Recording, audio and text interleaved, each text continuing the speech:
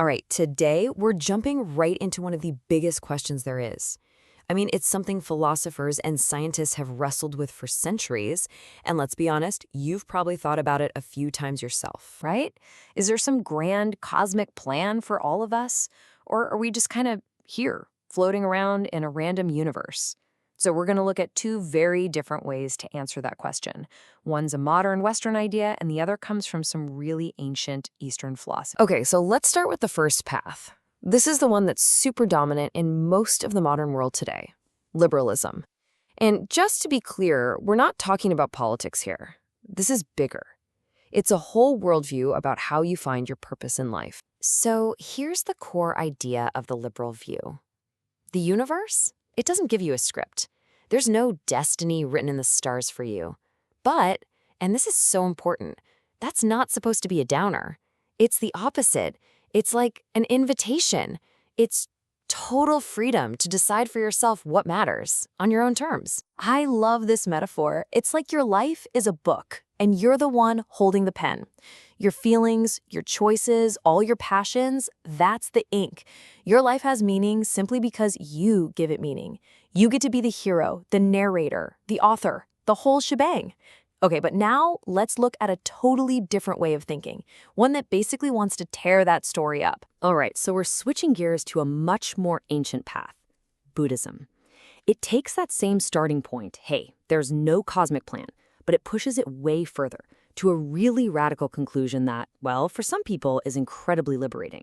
And this is where things get really interesting, because the two paths just split completely. Liberalism says, look inside. Your feelings are what create meaning. But Buddhism looks at those same feelings and says, hold on a second. It argues that those feelings, they don't have any real built-in meaning either. They're just temporary weather passing through your mind. This whole idea rests on three really big realizations. First up, impermanence. Basically, nothing lasts. Everything is always changing. And that leads to the second point, which can be a little tricky, no self. Think about it.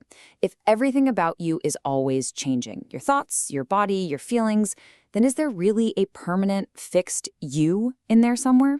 The idea here is no. And the third piece is that all our suffering, our pain, it comes from pretending things are permanent. It comes from clinging to stuff, to feelings, to ideas, even to that idea of me. So the Buddhist path isn't about writing a better story for yourself. It's about letting go of the need for a story in the first place. The whole goal is to see things just as they are, as empty of any deep cosmic meaning, and to find real freedom in that. Freedom from that endless chase for purpose. But, and this is a big but, this is where we run into a really fascinating, very human problem. So we've got these two paths, right? Path 1 says, write your story. Path 2 says, realize there is no story. But what happens when the idea of no story becomes its own really powerful story? Yeah, that's the core paradox we're looking at. Even a philosophy that's specifically designed to take stories apart can get twisted back into a story. It seems like we humans have this deep, almost hardwired need to create meaning, to build an identity, to tell stories, even if the story is about how there's no story. And this tells us something really important about how our minds work. We are basically story-making machines. It's how we make sense of the world. We create identities, we form our little tribes, we draw these us versus them lines. And the danger, the real danger, is that this story machine in our heads can grab onto any idea, no matter how good or pure it started out, and hijack it. And history, unfortunately, gives us some pretty dark examples of this in action. The idea of emptiness has actually been twisted to justify wars and nationalism. The principle of detachment has been warped to support militarism. And, even today, you can find examples of religious ideas being used to stir up hate. And look, the point here isn't to knock Buddhism itself. It's to show this really dangerous tendency we humans have. So, what's the big takeaway from all this? It's that no idea is safe.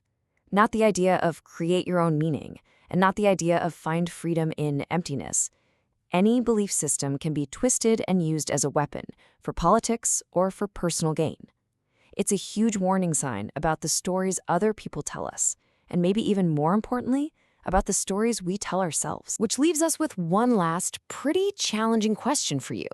If even the idea of no story can be turned into a weapon, then we really have to look at our own lives. What's the story you're telling yourself? Is it a good one? Does it empower you? Or does it divide you from others? It looks like that answer, well, that's a story that only you can write. And it's one you probably have to keep checking in on. Thanks for digging into this with us.